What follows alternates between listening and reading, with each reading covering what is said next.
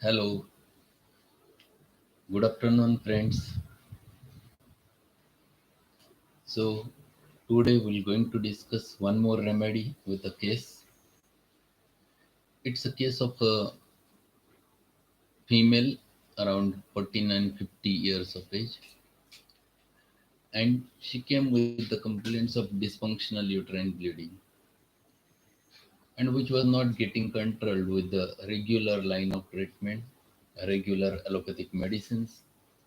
She had already consumed the hormones. Whenever she used to take the hormones, she feels better, but whenever she stops taking the hormones, it used to produce again the bleeding. And it was going on nearly for a period of 6 months to 1 year. And then she was referred for homeopathy, and she was there with this complaint. So a climacteric period with dysfunctional uterine bleeding. A bleeding was so severe that she used to faint because of it. That was very typical with her.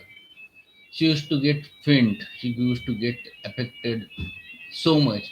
It was coming out like a gushing, and that much severe bleeding was there without any other features of climacteric. Generally, if the things are associated with hot flushes, if the things are associated with the vertigo, if the things are associated with the mm, burning sensations, then we can think about the lachesis also. But in this case, there were no other symptoms which were present. Only thing she complained was there was a little bit noises in the ears. That's the only thing she has explained, but nothing more than that. So whenever climacteric dysfunctional uterine bleeding is there, one should not forget the remedy Trillium Pendulum. So I have prescribed the Trillium Pendulum, and this Trillium Pendulum in 30 potency, uh, whenever I have used, it worked. Trillium Pendulum is a very good remedy for dysfunctional uterine bleeding whenever it is at the climacteric period. And 30 potency in a repeated doses makes a difference within a span of a week. Bleeding stopped very easily. She was already on multivitamins, minerals, iron. Her HB was down, but it has settled so nicely with Trillium Pendulum. Her USG shown no other pathology. There was not even a fibroid or nothing else, and only the one symptom was a bleeding. So this was very typical with the with this Trillium Pendulum. So we'll just read this from the Allen's notes. So we'll go through the Allen's notes. What pendulum is mentioned by Allen. It is the Beck Robin is the common name. It is Smilaceae, the remedy family. And first symptom of this remedy is hemorrhage. It is bleeding tendency, which is very common with this. Hemorrhage, copious both and active as well as passive. Usually bright red, especially from the nose, the lungs, the kidneys, and the uterus, like ipecac and millefolium.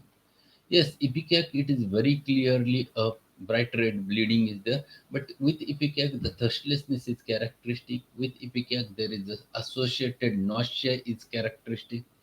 Millefolium is one more remedy there where there is a congestion, and a millefolium generally produces because of the arterial congestion which used to produce a bleeding in millefolium.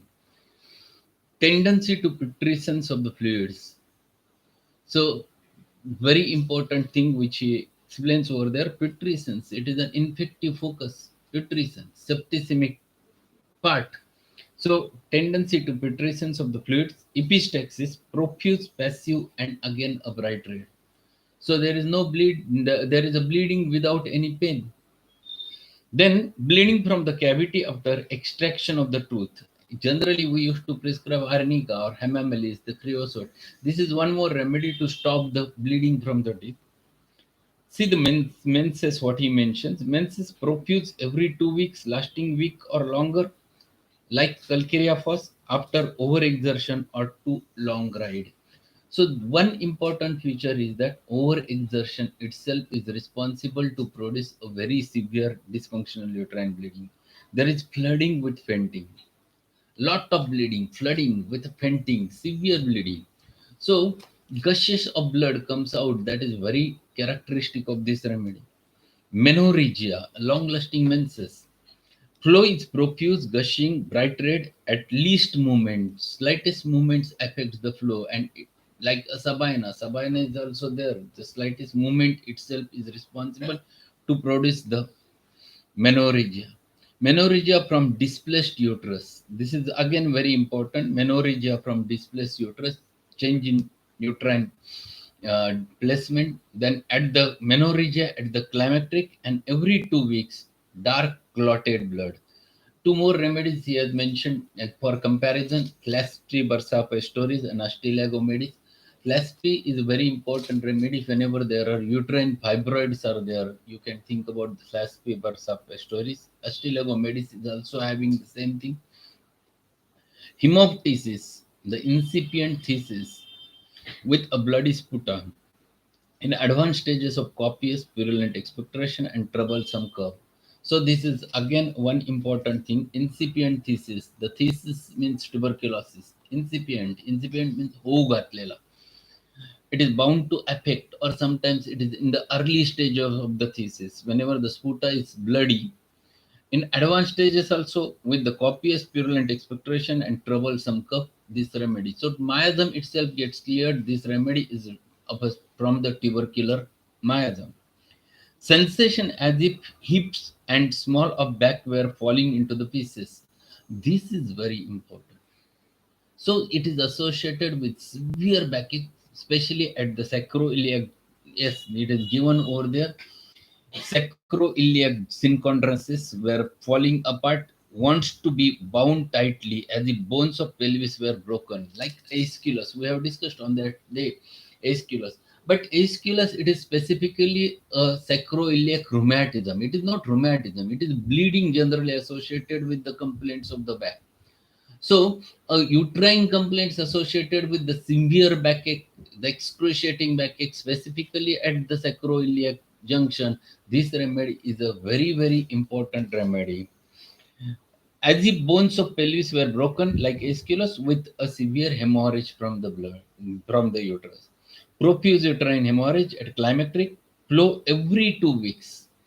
See, this is again and again he mentions every 2 weeks. So within a month, patient comes, doctor, this time I got 2 times menses in this month. So it is every 2 weeks the menses are there. Pale, faint, deep sight, palpitation, obstruction, and noises in the ear.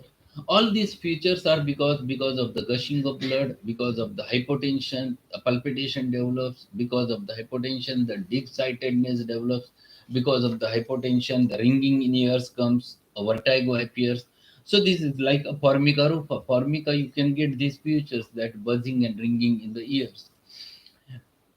Painful sinking at the pit of stomach, that is very important. See, painful sinking, whenever sinking happens, it is generally think about whether there is any severe bleeding, because this sinking is because of the sudden shock, sudden loss of blood, sudden hypotension.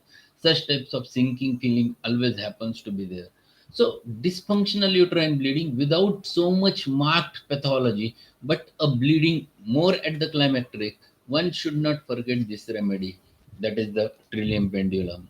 Relationship complementary to the calcarea phos. Yes, you can give a biochemical calcarea phos along with this remedy in menstrual and hemorrhagic affections.